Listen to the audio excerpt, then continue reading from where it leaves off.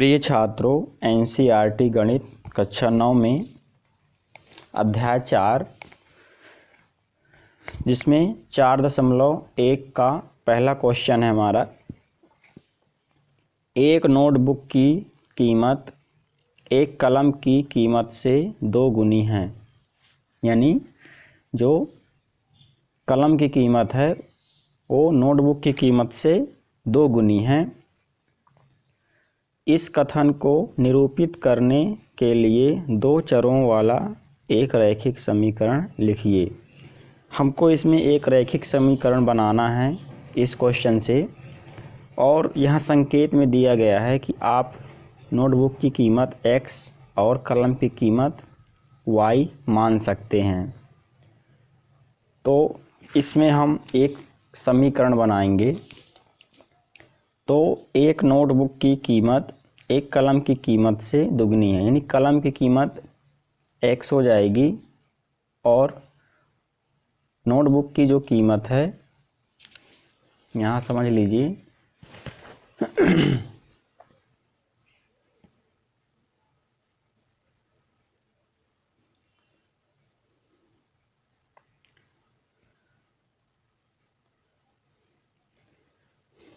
माना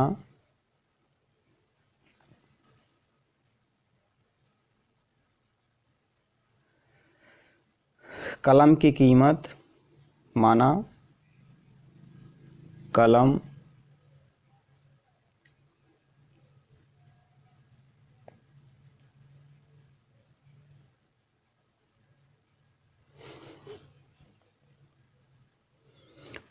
कलम की कीमत x तथा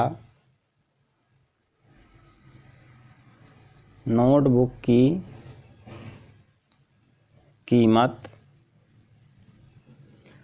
y है।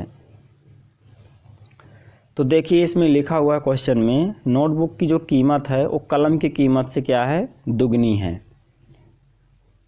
दुगनी है यानी जो नोटबुक की कीमत है वो क्या है, दुगनी है। तो इसमें हम लिख देंगे आगे y बराबर, यानी नोटबुक की कीमत बराबर दुगनी है किसकी, कलम की, क्योंकि कलम की कीमत से दुगनी है तो ये हो जाएगा 2x। तो y बराबर 2x, ये अभिष्ट मान हो जाएगा हमारा समीकरण का। यही हमारा कहलाएगा अभिष्ट समीकरण।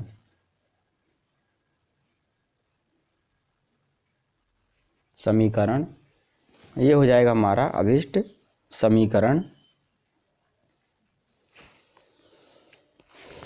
इसी तरह हम अब 4.1 में ही दूसरा क्वेश्चन देखेंगे।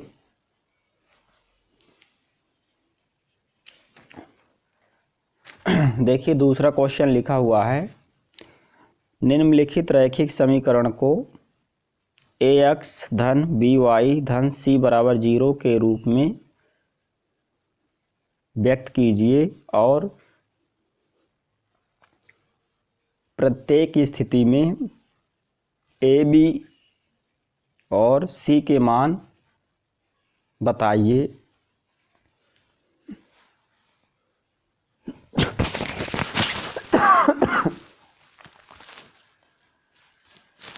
जिसमें इसमें 5, 3, 8 क्वेश्चन दिए गए हैं। पहला क्वेश्चन है 2x धन 3y बराबर 9.35। तो आइए इसको हल करते हैं।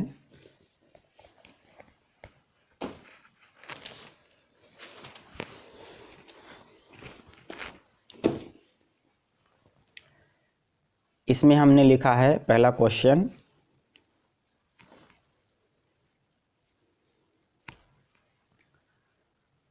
तो हल करेंगे इसका हम। निम्न रैखिक समीकरण को ax धन by धन c के रूप में व्यक्त कीजिए और प्रत्येक स्थिति में ए बी सी के मान बताइए। तो इसको हम ए एक्स धन बी वाई धन सी के रूप में व्यक्त करेंगे समीकरण को, और फिर ए बी और सी के मान बताएंगे। तो देखिए हल हो जाएगा हमारा दिए गए समीकरण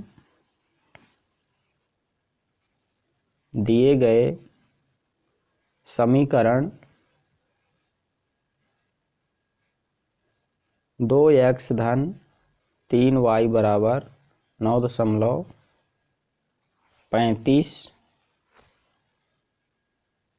को ax धन by धन c बराबर 0 के रूप में व्यक्त करने पर, इस तरह से लिखेंगे हम पहले।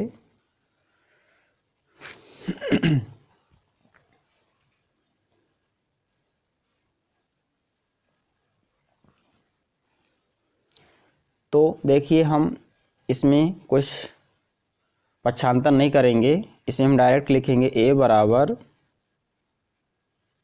2, यहाँ a बराबर 2 है, b बराबर 3 है और c बराबर 9.35 और b बराबर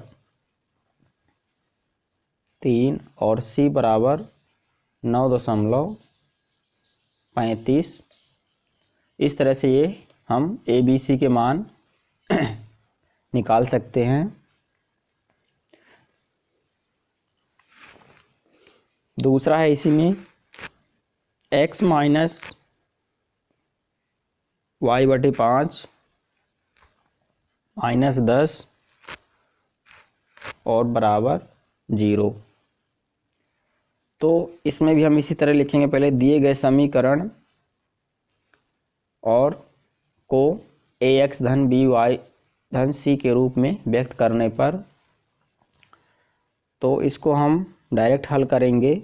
आप ये लिख सकते हैं दिए गए समीकरण और समीकरण को ax धन by धन c बराबर 0 के रूप में व्यक्त करने पर, इसको हम पक्षांतर करेंगे। तो इसका गुणा इसमें हो जाएगा, तो ये हो जाएगा हमारा पूरे समीकरण में हम 5 का गुणा करेंगे इसमें। यहाँ हम लिख सकते हैं पूरे समीकरण में 5 से गुणा करने पर, क्योंकि बटे के रूप में 5 लिखा हुआ है, x माइनस वाई बटे 5 माइनस 10, तो इसको हम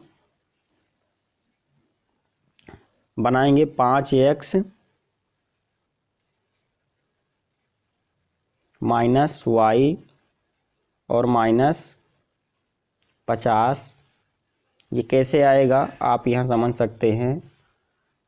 x में हम 5 का गुणा किए और y बटे 5 में गुणे 5 और माइनस 10 लिखा हुआ है और गुणे 5।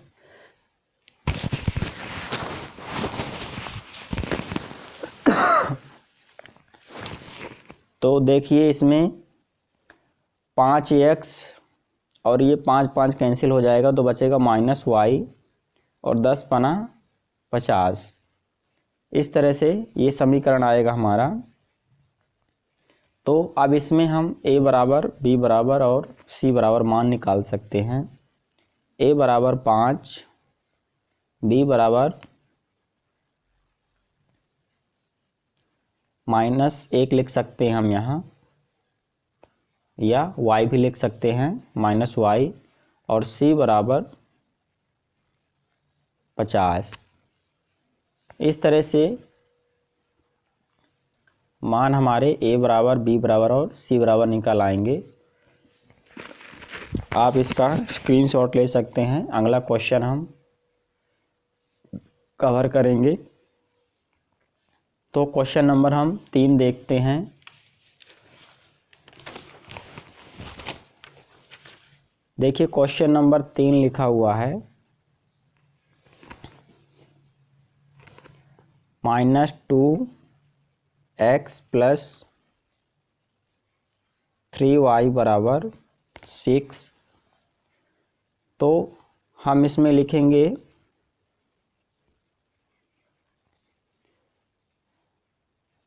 दिए गए समीकरण को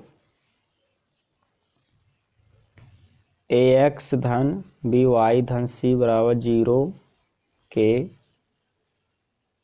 रूप में व्यक्त करने पर, तो इसको हम जब व्यक्त करेंगे ax धन by धन c के रूप में, तो देखिए इसको हम समीकरण को पहले पक्षांतर करेंगे, यानी -2x प्लस 3y बराबर 6, 0 लेंगे बराबर में। तो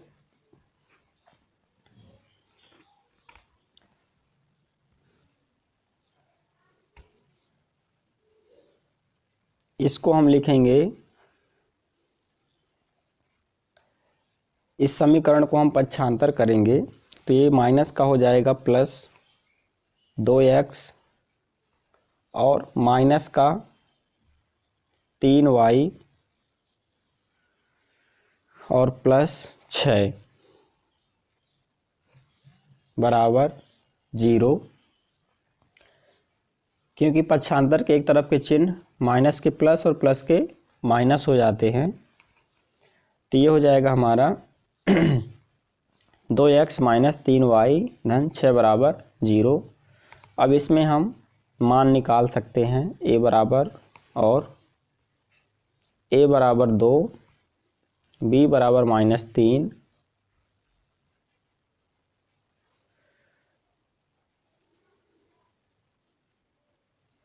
ये प्लस का ही आएगा हमारा, क्योंकि एक तरफ के ही चेंज होते हैं चिन्ह। हमारे c बराबर आ जाएगा 6। चौथा क्वेश्चन है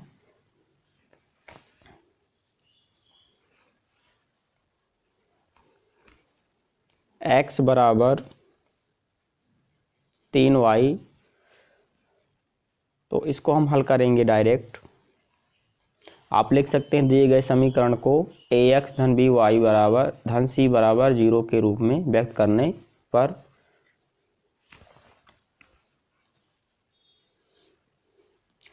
तो देखिए इसको हम पक्षांतर करेंगे तो ये हो जाएगा x माइनस 3y बराबर 0।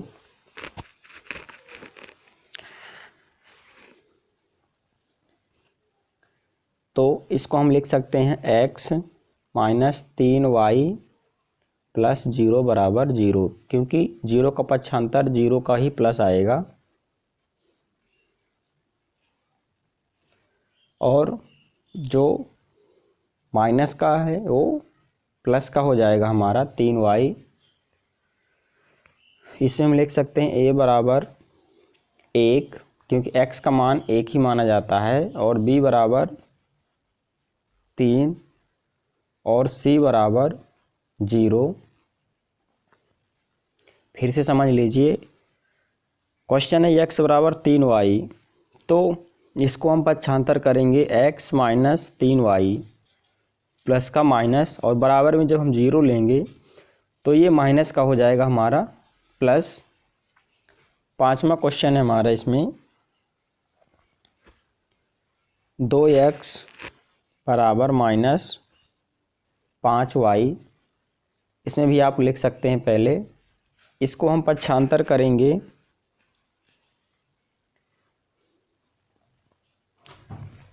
तो इसमें 5y हम पहले लिखेंगे,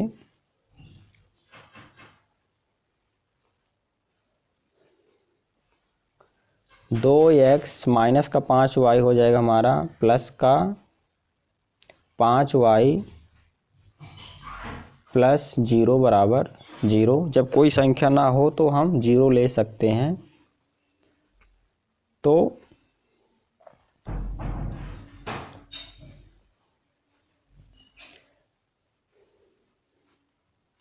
a बराबर 2, b बराबर 5 और c बराबर 0।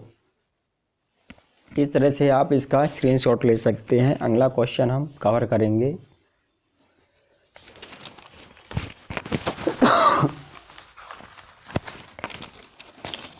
अगला क्वेश्चन है इसमें हमारा 6वां, जिसमें लिखा हुआ 3x प्लस 2 बराबर 0। इसको हमें ax धन by धन c बराबर 0 के रूप में व्यक्त करना है। तो लिखेंगे हम, और हम इस समीकरण को पक्षांतर करेंगे।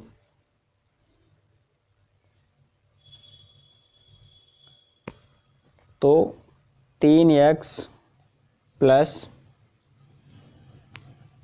यहाँ हम 0 की जगह हम 0y लिखेंगे और प्लस 2 बराबर 0।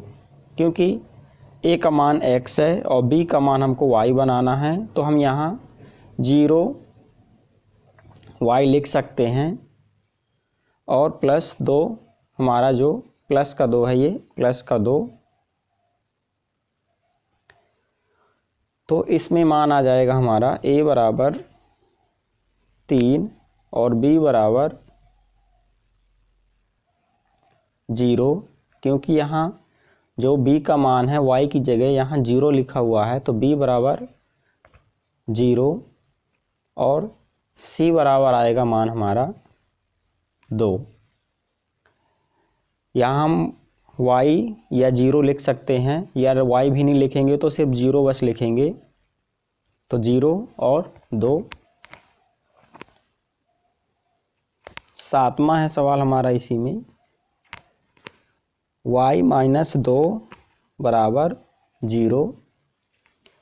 तो इसको हम व्यक्त करेंगे जब ax धन by धन c के रूप में। तो इसको हम लिखेंगे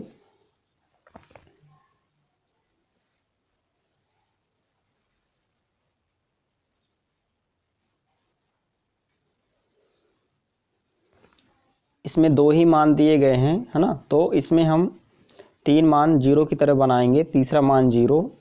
तो हम यहाँ लिखेंगे, क्योंकि यहाँ y माइनस 2 लिखा हुआ है, क्योंकि पहले आता है x फिर y, तो यहाँ हम 0x बना सकते हैं। a का मान, b का मान यहाँ दिया है y और c का मान दिया है 2।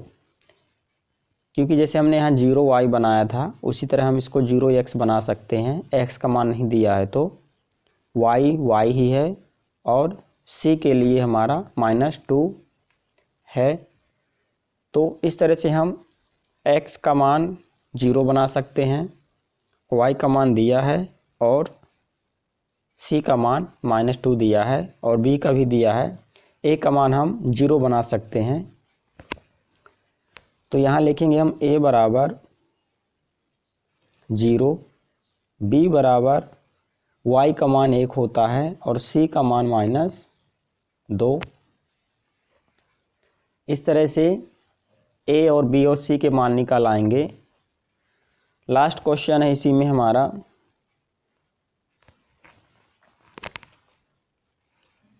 5 बराबर 2x। तो देखिए इसमें भी आप लिख सकते हैं दिए गए समीकरण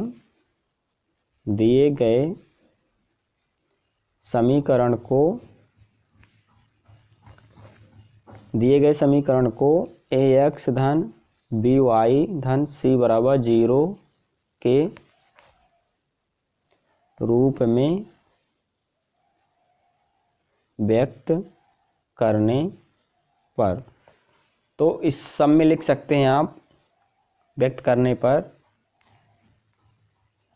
तो इसको हम व्यक्त करेंगे तो 5 बराबर 2x।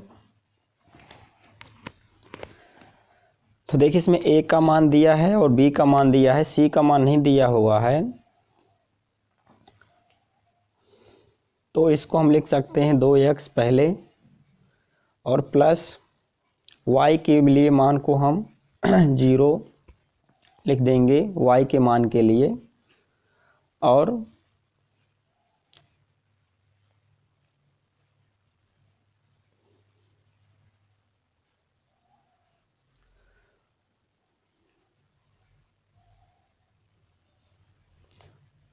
प्लस का जो 5 है हमारा वो हो जाएगा माइनस का 5।